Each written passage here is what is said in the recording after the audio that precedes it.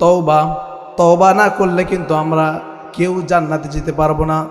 কত গুনাহ করতেছি, গুনাহ করতে করতে পাহাড় করে ফেলেছি।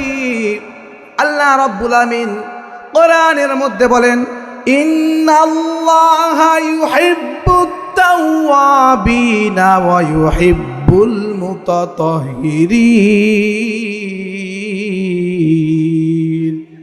জোরে বলেন আল্লাহু আকবার। আরো জোরে বলেন আল্লাহু আকবার। সূরা বাকারার 222 নম্বর আয়াত, 2 নম্বর পারা 14 নম্বর পৃষ্ঠার মধ্যে আল্লাহ রাব্বুল আমিন বলেছেন, নিশ্চয় আল্লাহ তাআলা তওবাকারী এবং পবিত্রতা অর্জনকারীকে বেশি ভালোবাসেন। বলেন সুবহানাল্লাহ। আল্লাহ রাব্বুল আমিন বলেছেন, ও আমার পৃথিবীর বান্দারা, ও আমার পৃথিবীর বান্দা বান্দিরা, তোমরা যদি বেশি বেশি করে তওবা করো, ইস্তেগফার পড়ো, আমার কাছে মাপ চাও, আমি আল্লাহ রাব্বুল আমিন তোমাদের সমস্ত গুনাহ খাতা মাফ করে দেব। বলেন সুবহানাল্লাহ। যারা বলেন সুবহানাল্লাহ। এই সূরা বাকারার 222 নম্বর আয়াতের মধ্যে জানতে পারলাম আল্লাহ রাব্বুল আমিন বললেন, ইন্নাল্লাহা ইউহিব্বুত তাওয়াবিনা ওয়া ইউহিব্বুল মুতাতাহহিরিন। জোরে বলেন আল্লাহু আকবার। আরো জোরে বলেন আল্লাহু আকবার। আল্লাহ রাব্বুল আমিন বললেন, নিশ্চয় নিশ্চয় নিশ্চয় আল্লাহ তাআলার কাছে সবচেয়ে তওবাকারী যেই ব্যক্তি তওবা করবে আর যেই ব্যক্তি পবিত্রতা অর্জন করবে, আল্লাহ রাব্বুল আমিনের কাছে সেই ব্যক্তি প্রিয় বান্দা। বলেন সুবহানাল্লাহ। আরো জোরে বলেন সুবহানাল্লাহ। আমরা কত গুনাহ করেছি, ঠিক না বলেন? গুনাহ করতে করতে পাহাড় করে ফেলেছি। আল্লাহ রাব্বুল আমিন কোরআনের মধ্যে বললেন, ইন্নাল্লাহা ইয়াগফিরুয যুনুবা জামিআ ইন্নাহু হুয়াল গফুরুর রহিম। বলেন আল্লাহু আকবার। আরো জোরে বলেন আল্লাহু আকবার। আল্লাহ রাব্বুল আমিন বলেছেন, ও পৃথিবীর মানুষরা, তোমরা গুনাহ করতে করতে সমুদ্রে ফেনার মতন গুনাহ করে ফেলেছো, তার চেয়ে বেশি গুনাহ করে ফেলেছো। ও আমার বান্দা, তুমি যদি অনুতপ্ত হও, খালেস নিয়তে তওবা করো, আমার কাছে মাপ চাও, আমি আল্লাহ রাব্বুল আমিন তোমার সমস্ত গুনাহ খাতা মাফ করে দেব। বলেন সুবহানাল্লাহ। আর যদি বলেন সুবহানাল্লাহ। আল্লাহর নবী, বিশ্ব নবী, রাহমাতুল লিল আলামিন, নবী মুহাম্মদুর রাসূলুল্লাহ সাল্লাল্লাহু আলাইহি সাল্লাম হাদিসের মধ্যে বর্ণনা করেছেন, আন আনাস রাদিয়াল্লাহু তাআলা قال قال رسول الله صلى الله عليه وسلم كل بني آدم خطاء وخير الخطائين توابون।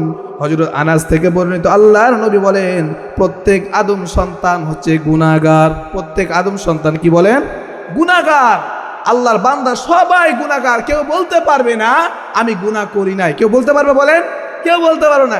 কিছুদিন আগে ইউটিউবের মধ্যে দেখলাম আল্লাহর এক বান্দা, তার নাম হচ্ছে লতিফ সিদ্দিকী, সেই সাবেক এমপি, সে বলতেছে, বুকে থাবা মেরে বলতেছে, আমি কোনো গুনাহ করি নাই। আপনারা কি ভিডিওটা দেখেছেন নাকি? বলেন। সে বলতেছে আমি কোনো গুনাহ করি নাই। গুনাহ তো করে নাই সেই যেই ব্যক্তি আল্লাহর রহমতের ফেরেশতা, ঠিক কিনা বলেন? সে কি ফেরেশতা? বলেন। আমরা কেমন নেতা বানাইতেছি?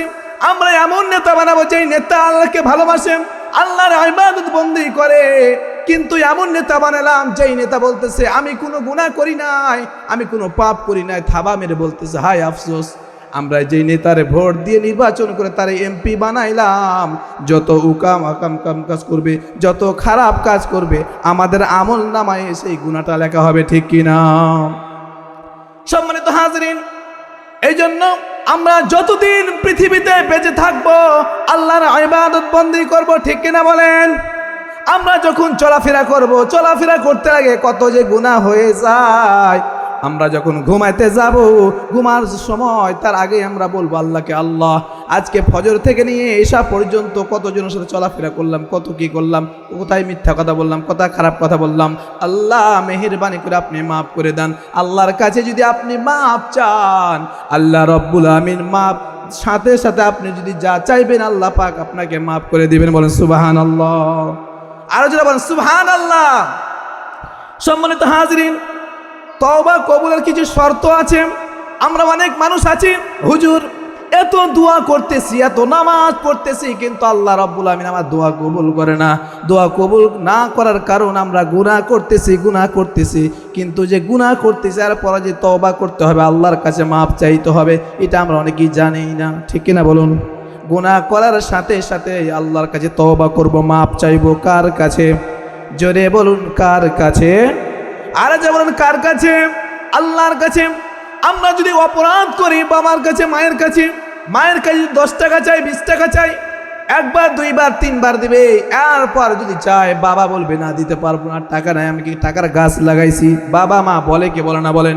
আল্লাহ রাব্বুল আলামিন বলেছেন, ও পৃথিবীর মানুষেরা, তুমি যতবার আমার কাছে চাইবা আমি দেওয়ার জন্য প্রস্তুত। বলে সুবহানাল্লাহ। সম্মানিত হাজরিন, এই জন্য মানুষের কাছে না চাই, আমরা চাইবো কার কাছে? জোরে বলুন, কার কাছে? আল্লাহর কাছে। এই জন্য বলা হয়েছে তওবার কিছু শর্ত আছে, এই শর্ত যদি আমরা ফলো করি আর আমরা এইভাবে যদি তওবা করতে থাকি, আল্লাহ রাব্বুল আলামিন আমাদের সমস্ত গুনাহ খাতা মাফ করে দেবেন। বলে সুবহানাল্লাহ। 1 নম্বর শর্ত, নিজের গুনাহের জন্য আল্লাহর কাছে লজ্জিত হতে হবে, অনুতপ্ত হতে হবে। আল্লাহ, এই গুনাহ আমি কখনো করব না। আল্লাহর অনেকটা ফরমান বান্দা আছে, গুনাহ করার পর কিছুক্ষণ পর কিন্তু সে আবার গুনাহ করে, আবার তওবা করে। ঠিক কিনা বলুন? ওই তওবা করলে আল্লাহর দরবারে কবুল হইবে না। আল্লাহ পাক বলবেন, ও আমার বান্দা, তুমি কি আমার সাথে মস্কারা করতেছো নাকি? বলো। আল্লাহ পাক বলবেন, ও আমার বান্দা, নাফরমান বান্দা, তুই গুনাহ করেছিস, আমি ইচ্ছা করলে তোর উপর আজকে গজব নাজিল করতাম। ঠিক কিনা বলেন? অনেক যুবক ভাইয়েরা আছেন, ঘরের মধ্যে দরজা জানালা লেগে ইয়ারফোন, হেডফোন কানের মধ্যে ঢুকে গান দেখে, সিনেমা দেখে, খারাপ খারাপ ভিডিও দেখে। ঠিক কিনা বলেন? কারেন্ট চলে যায়, তারপরও ভিডিও দেখে। আল্লাহ রাব্বুল আলামিন বলতেছে, আমার বান্দা যদি মরে না যায়, এই জন্য জান্নার ফুঁকা দিয়ে, দরজার ফুঁকা দিয়ে বাতাস পাঠিয়ে দেয়। বলেন সুবহানাল্লাহ। আল্লাহ বলতেছেন, ও আমার বান্দা, আমি তোমাকে সুযোগ দিলাম তওবা করার জন্য। ও আমার বান্দা, তুমি তওবা করো, আমার কাছে মাপ চাও, আমি মাপ করার জন্য প্রস্তুত। বলেন সুবহানাল্লাহ। তাহলে 1 নাম্বার কি বললাম? 1 নাম্বার, আমি গুনাহ করতেছি, আল্লাহ এই গুনাহ আমি কখনো করব না, আমি নিজে লজ্জিত হব, আল্লাহর কাছে অনুতপ্ত হতে হবে। ঠিক কিনা বলেন? 2 নাম্বার, গুনাহের অভ্যাস সম্পূর্ণরূপে ছেড়ে দেব। যেমন আমি নামাজ পড়ি না, এটা হচ্ছে গুনাহ। ঠিক কিনা বলেন? আমি রোজা রাখি না, রমজান মাসে অনেক আল্লাহর বান্দা আছে রোজা রাখে না, অনেক মানুষ সুদ খায়, ঘুষ খায়। ঠিক কিনা বলুন? এটা হচ্ছে গুনাহ। আমি এমনভাবে তওবা করব, আল্লাহ আমি আজ থেকে আর কোনোদিন 5 ওয়াক্ত নামাজ কাজা করব না। আজান হয়ে যাবে, আমি মসজিদের মধ্যে প্রবেশ করব। রমজান মাস আসবে, আমি রোজা রাখবো, মানুষকে দেখলে সালাম দেব, আমি সুদ খাবো না, ঘুষ খাবো না। এইভাবে যদি আপনি তওবা করতে থাকেন, আল্লাহর কাছে মাপ চান, আল্লাহ রাব্বুল আমিন আপনার 100% আপনার তওবা আপনি কবুল করে নেবেন। জোরে বলেন সুবহানাল্লাহ। সুবহানাল্লাহ বলতে কি কষ্ট হয় নাকি বলেন? কষ্ট হয় নাকি বলেন? আল্লাহর নবী, বিশ্ব নবী, রাহমাতুল লিল আলামিন, নবী মুহাম্মদুর রাসূলুল্লাহ সাল্লাল্লাহু আলাইহি সাল্লাম হাদিসের মধ্যে বর্ণনা করেছেন, সুবহানাল্লাহ আলহামদুলিল্লাহ ওয়া লা ইলাহা ইল্লাল্লাহ আল্লাহু আকবার মা তামলিউস সামাওয়াতি ওয়াল আরদ। রিয়াহুল মিশকাত। আল্লাহর নবী বলেন, আমার কোন বান্দা অথবা আমার কোন বান্দি যদি একবার খালেস নিয়তে তওবা করে, একবার সুবহানাল্লাহ বলে, আলহামদুলিল্লাহ বলে, একবার আল্লাহু আকবার বলে, মা তামলিউস সামাওয়াতি ওয়াল আরদ, আসমান এবং জমিন পর্যন্ত যত ফাঁকা জায়গা আছে আল্লাহ পাক নেকিতে পরিপূর্ণ করে দেবে। যারা বলেন সুবহানাল্লাহ। তাহলে আমরা হাদিস থেকে কি জানলাম? এখনই তো আমরা আমল করতেছি না, আমরা হাদিস থেকে জানতে পারলাম যেই ব্যক্তি একবার খালেস নিয়তে আল্লাহু আকবার বলবে, অথবা সুবহানাল্লাহ বলবে, অথবা আলহামদুলিল্লাহ বলবে, মা তামলিউস সামাওয়াতি ওয়াল আরদ, সামাওয়াত মানে আসমান, আরদ মানে জমিন, আসমান এবং জমিন পর্যন্ত যত ফাঁকা জায়গা আছে আল্লাহ পাক নেকিতে পরিপূর্ণ করে দেবে। বল সুবহানাল্লাহ। আর যারা বলেন সুবহানাল্লাহ। সম্মানিত হাজিরিন, এরপর 3 নাম্বার হচ্ছে, ভবিষ্যতে আর কখনো আমরা গুনাহ করব না। আল্লাহ তাআলার সঙ্গে দৃঢ়ভাবে প্রতিজ্ঞা করব, আল্লাহ আমি জীবনে আর গুনাহ করব না। মানুষ যখন ঘুমিয়ে যায়, আপনি গভীর রাতে তাহাজ্জুদের নামাজে দাঁড়িয়ে যাবেন। আল্লাহ রাব্বুল আমিন সপ্তম আসমান থেকে নেমে এসে ডেকে ডেকে বলে, ও আমার বান্দা, কেউ আছো অসুস্থ ব্যক্তি, আমাকে বলো, আমি সুস্থ করে দেব। সুবহানাল্লাহ। কেউ কি ঋণগ্রস্ত আছে, আমাকে বলো, আমি ঋণ শোধ করে দেব। ও আমার বান্দা, কেউ টেনশন মুক্ত, আমাকে বলো, আমি তোমার টেনশন মুক্ত করে দেব। আল্লাহ রাব্বুল আমিন ডেকে ডেকে বলতেছে। আর আমরা নাফরমান বান্দা ঘুমিয়ে থাকি, ঠিক কিনা বলুন? আমরা যদি ঘুমিয়ে থাকি তাহলে তওবা করব কখন? আল্লাহর কাছে মাপ চাইবো কখন, ঠিক কিনা বলেন? এই জন্য আমরা আল্লাহর কাছে মাপ চাইতে হবে। কার কাছে? যারা বলেন কার কাছে মাপ চাইব? আরো যারা বলেন আমাদের সৃষ্টি করেছেন কে? যারা বলেন আমাদের সৃষ্টি করেছেন কে? আমাদের রিজিক দান কে? কেউ ওটা দেখে না, সেটা দেখেন কে? আল্লাহ পাক। আল্লাহর নাম বলতে আমাদের কষ্ট হয়, ঠিক কিনা বলুন? যখন সামনে নির্বাচন আসে তখন বলি অমুক ভাইয়ের চরিত্র ফুলের মতো পবিত্র, নামাজ নাই এক ওয়াক্ত। আমরা কত জোরে জোরে স্লোগান দিই, স্লোগান দিতে দিতে আমাদের কণ্ঠ বসে যায়। সকালবেলা যদি দেখা হয় সালাম দিয়ে আসসালামু আলাইকুম, বলে ওয়ালাইকুম সালাম। তো কী ব্যাপার ভাই, আপনার কণ্ঠ উঠে না কেন? আরে ভাই বলেন না, গতকালকে অমুক ভাইয়ের নির্বাচন করতেছে, আমি মিছিল করতে গেছিলাম, মিছিল করতে করতে গলাটা বসে গেছে। তাহলে কত সে করছে? আপনি 1 ঘন্টা 2 ঘন্টা পরে যদি বলে আপনি মিছিল করতে থাকেন, আপনি 1 পয়সা সব পাইবেন না, ঠিক কিনা বলেন? আর আপনি এখানে বসে একবার যদি বলেন সুবহানাল্লাহ, আপনার আমল নামায় আল্লাহ পাক আসমান জমিন থেকে ফাঁকা জায়গা আছে নেকি দিয়ে পরিপূর্ণ দেব। সুবহানাল্লাহ, জোরে বলেন সুবহানাল্লাহ।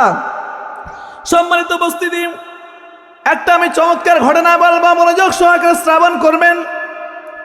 হযরত মূসা আলাইহিস সালাম একদিন আল্লাহকে বলতেছে, আল্লাহ ফেরাউন এত জ্বালান জ্বালায়, আপনি তাকে গজব দিয়ে শেষ করেন না কেন? ফেরাউনকে তো আমরা সবাই চিনি, ঠিক কিনা বলেন? ফেরাউনকে চিনি না? এমন কোন বান্দা আছেন বলেন, আমি হুজুর আমি ফেরাউনকে দেখি নাই? ফেরাউনকে আপনারা দেখছেন না? ইউটিউবে সার্চ যদি দেন তাহলে ফেরাউনের লাশ দেখতে পাবেন। মিশরের কায়রোতের মধ্যে আছে, জাদুঘরের মধ্যে। ফেরাউন এত নিকৃষ্ট ব্যক্তি ছিল, সে যখন মারা গেল, তাকে যখন দাফন করা হয়েছিল, মাটি কিন্তু গছে না, এত খারাপ ব্যক্তি। একটা চমৎকার ঘটনা বলতেছে, মনোযোগ সহকারে শুনবেন। হযরত মূসা আলাইহিস সালাম আল্লাহকে বলতেছে, আল্লাহ ফেরাউন এত জ্বালান জ্বালায়, আপনি তাকে গজব দিয়ে শেষ করেন না কেন? আল্লাহ রাব্বুল আলামিন বলতেছেন, হে মূসা, আমি আযাব গজব দিয়ে শেষ করতে যাই, কিন্তু আমার আযাব গজব ঘুরে চলে আসে আমার কাছে। কার কাছে? আল্লাহর কাছে ঘুরে চলে আসে। মূসা আলাইহিস সালাম বললেন, হে আল্লাহ, আপনি কি বলতেছেন? আযাব গজব ঘুরে কেন চলে আসেন? হে মূসা, আমি যখন ফেরাউনকে কষ্ট দেওয়ার জন্য আযাব গজব পাঠাই, তখন তোমার কথা মনে পড়ে যায়। কার কথা? ফেরাউনের কথা না মূসার কথা? কথা বলেন না আপনার, কার কথা বলেন? মূসা আলাইহিস সালামের কথা মনে পড়ে যায়। কে বলতেছেন? আল্লাহ পাক বলতেছেন, হে মূসা, আমি যখন ফেরাউনকে কষ্ট দেওয়ার জন্য আযাব গজব পাঠাই, কিন্তু ওই সময় তোমার কথা মনে পড়ে যায়। মূসা আলাইহিস সালাম বলতেছেন, আল্লাহ আপনি কি বলেন, আমার কথা মনে পড়ে যায় কেন? বলতেছে, হে মূসা, তোমার মাথায় পাগড়ি, লম্বা পাগড়ি, ফেরাউনের মাথায় লম্বা পাগড়ি, তোমার গালে সুন্দর লম্বা লম্বা দাড়ি, মুখে লম্বা লম্বা দাড়ি, আর ফেরাউনের লম্বা লম্বা দাড়ি। তোমার লম্বা পোশাক জুব্বা পরে রয়েছো, ফেরাউনও লম্বা জুব্বা পরে থাকে।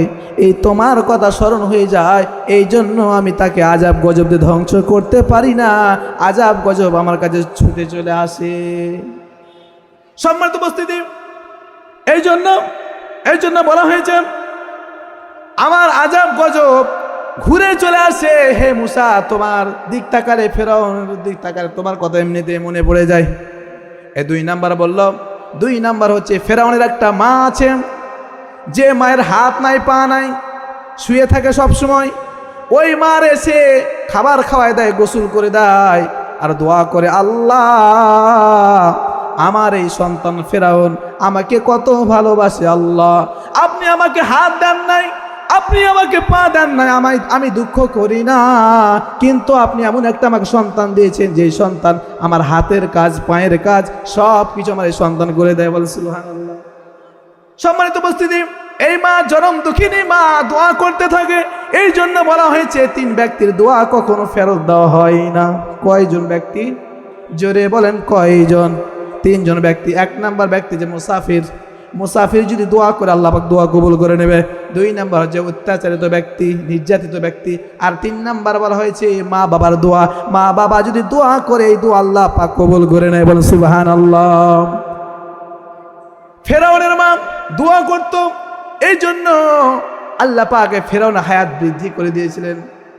এরপর 3 নাম্বার বলা হয়েছিল এতিম বাচ্চা।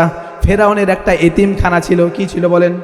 এতিমখানা ছিল। এতিম বাচ্চাদেরকে ভালো ভালো খাবার দিত। ভালো ভালো খাবার খাওয়ার পর দোয়া করত, আল্লাহ এই ফেরাউনের হায়াত বাড়িয়ে দাও, ফেরাউনের হায়াত বাড়িয়ে দাও। এতিমরা বাচ্চারা দোয়া করত, এত নির্যাতন করতো। আর সে বলতো, ফেরাউন বলতো আমি আল্লাহ, আমি আল্লাহ। জনগণ বলতো আমাকে আল্লাহ স্বীকার করো। এরপর বলতেছে 4 নাম্বার বলা হয়েছে ফেরাউন, মানুষ যখন সবাই ঘুমিয়ে পড়ে ফেরাউন কি করতো? গভীর রাত্রে গর্তের মধ্যে ঢুকে যেত। গর্তের মধ্যে যে সিজদা দিয়ে কান্না শুরু করতো, আল্লাহ একমাত্র আপনিই তো আল্লাহ, আমি তো আল্লাহ না, আপনিও জানেন, আর আপনি জানেন আপনি আল্লাহ।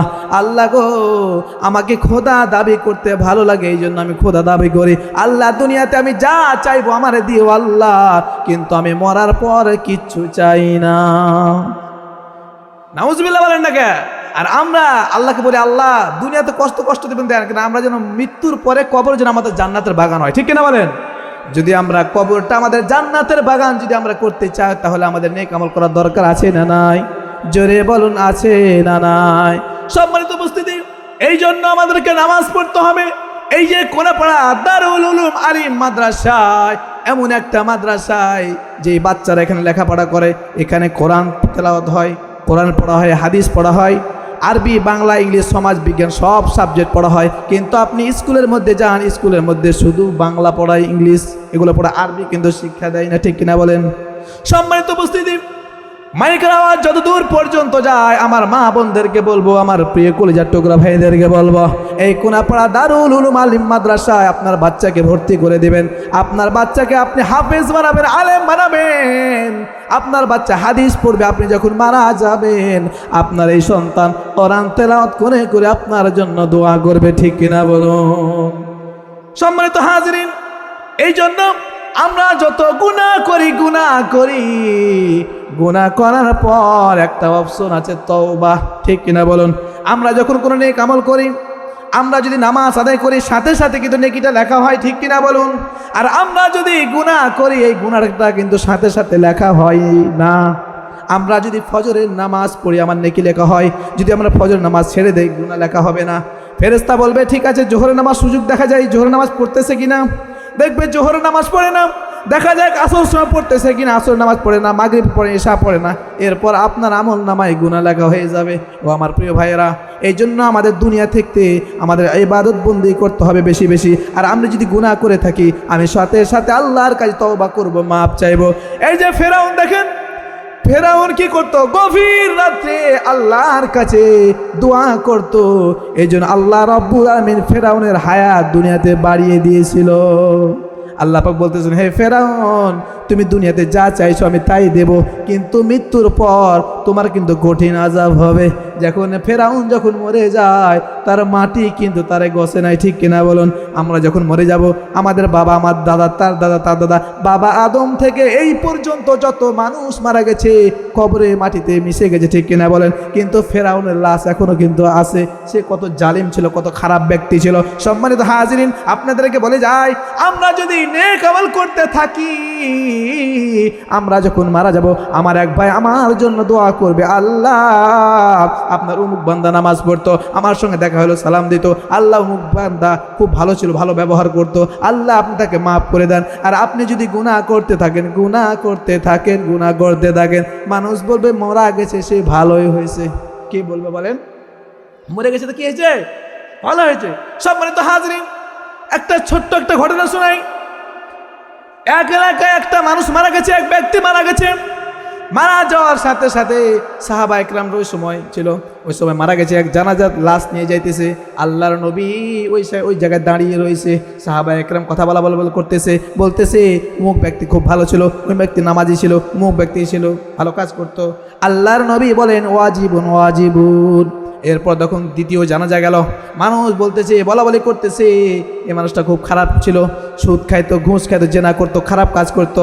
আল্লাহর নবী বলেছিলেন ওয়াজিবুন ওয়াজিবুন ওয়াজিবুন। সাহাবা একরাম জিজ্ঞাসা করলেন ইয়া রাসূলুল্লাহ, ইয়া হাবিবাল্লাহ, ইয়া আল্লাহর নবী, আপনি প্রথম জানাজা যখন যায় আপনি ওয়াজিবুন ওয়াজিবুন বলেছিলেন, দ্বিতীয় জানাজা যখন আপনি ওয়াজিবুন ওয়াজিবুন বলেছিলেন, আপনারা তো কিছুই বুঝলাম না। আল্লাহর রাসূল আপনি বলে দেন কি জন্য আপনি দুইবার ওয়াজিবুন ওয়াজিবুন বললেন? আল্লাহর নবী বলেন প্রথম যে জানাজাটা গিয়েছিল, মানুষ বলা করতেছিল ওই ব্যক্তি ভালো ছিল, ওই ব্যক্তি নামাজি ছিল, ওই ব্যক্তি মানুষকে কষ্ট দিত না, ভালো প্রশংসা করেছিল, এই জন্য আমি বলেছিলাম ওয়াজিবুন ওয়াজিবুন, তার জন্য জান্নাত ওয়াজিব হয়ে গেছে। বলেন সুবহানাল্লাহ। আর দ্বিতীয় ব্যক্তি যখন গেল, মানুষ বলা করতেছিল ব্যক্তি খুব খারাপ ছিল, জেনা করছিল, সুদখোর, ঘুষ করছিল, এই জন্য আমি বলেছিলাম ওয়াজিবুন ওয়াজিবুন, তার জন্য জাহান্নাম ওয়াজিব হয়ে গেছে। বলেন নাউজুবিল্লাহ। সম্মানিত হাজিরিন, এই জন্য আমাদেরকে নেক আমল করার দরকার আছে না নাই? আরে কথা বলেন না কেন?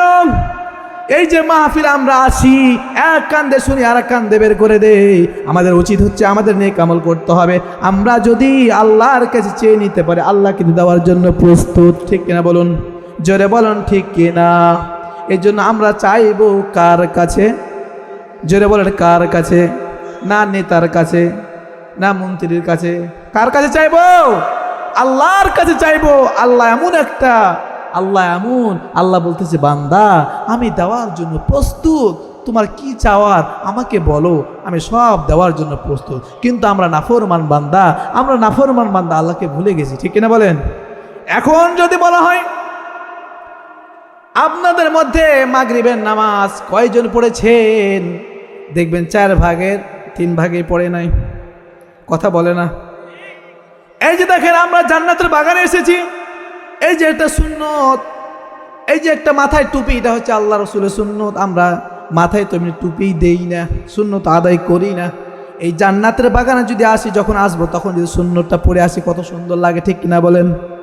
যেই ব্যক্তি আল্লাহর নবী, বিশ্ব নবী, রহমাতুল্লিল আলামিন নবী মুহাম্মদুর রাসূলুল্লাহ সাল্লাল্লাহু আলাইহি সাল্লাম হাদিসের মধ্যে বর্ণনা করেছেন, যেই ব্যক্তি এই ফিতনার জামানায় আমার একটা সুন্নতকে আঁকড়ে ধরবে, আমল করবে, এই ব্যক্তি এই সুন্নতটা আঁকড়ে ধরার কারণে হাসরের ময়দানে তাকে সুপারিশ করে আমি তাকে জান্নাতে পৌঁছে দেব। বলেন সুবহানাল্লাহ। জোরে বলেন সুবহানাল্লাহ। সম্মানিত হাজিরিন, আমার প্রিয় মা বোনদেরকে বলবো, ও মা, আপনারা কিন্তু বেশি গুনাহ করে থাকেন, জেনা করে থাকেন, চোখের জেনা। ঠিক কিনা বলেন?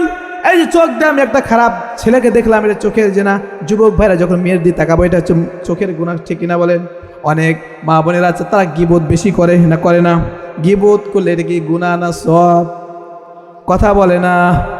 গীবত আমরা যখন ভাত খাই, গরুর গোস্ত, খাসির গোস্ত দেখি মজা লাগে। ঠিক কিনা বলেন? গীবত এমন একটা হয়ে গেছে, গীবত করতেছি মনে হয় আমি কি খাসির গোস্ত, গরুর গোস্ত খাইতেছি। ঠিক কিনা বলেন? এত মজা লাগে, কিন্তু গীবত খুব খারাপ, খুব খারাপ। এর সম্মানিত হাজিরিন, আমার প্রিয় মা বোনদের বলবো, আমার প্রিয় কলিজার টুকরা ভাইদেরকে বলবো, আমরা গীবত, শিকায়েত, আমরা সব কিছু ছেড়ে দিয়ে আমি তওবা করবো, অনুতপ্ত হবো, লজ্জিত হবো, আল্লাহর কাছে মাপ চাইবো। আল্লাহ বলছে বান্দা, ও বান্দা, তুমি গুনাহ করেছো, তুমি গুনাহ করেছো, তুমি গুনাহ করেছো, আমাকে একবার বলো, একবার বলো। আল্লাহ পাক কোরআনের মধ্যে বলছেন, ইন্নাল্লাহা ইয়াগফিরুজ যুনুবা জামিআ ইন্নাহু হুয়াল গফুরুর রহিম। আর যারা বলেন আল্লাহু আকবার, আল্লাহ পাক কোরআনের মধ্যে বলেছেন, ও পৃথিবীর মানুষেরা, তোমরা গুনাহ করেছো, গুনাহ করতে করতে পাহাড় করে ফেলেছো, গুনাহ করতে করতে সমুদ্রে ফেলার মতো গুনাহ করে ফেলেছো। একবার তোমরা যদি তওবা করো, খালেস নিয়তে একবার মাপ চাও, আমি আল্লাহ পাক তোমার সমস্ত গুনাহ খাতা মাফ করে দেব। বলেন সুবহানাল্লাহ। তা আমরা মাপ চাইবো তো ইনশাআল্লাহ? কার কাছে চাইবো মাপ? যারা বলেন কার কাছে? আল্লাহর কাছে। আল্লাহ পাক যেন আমাদের সকলকে বেশি বেশি ইস্তেগফার পড়া তৌফিক দান করে। বলে আমিন। আর যারা বলেন আমিন।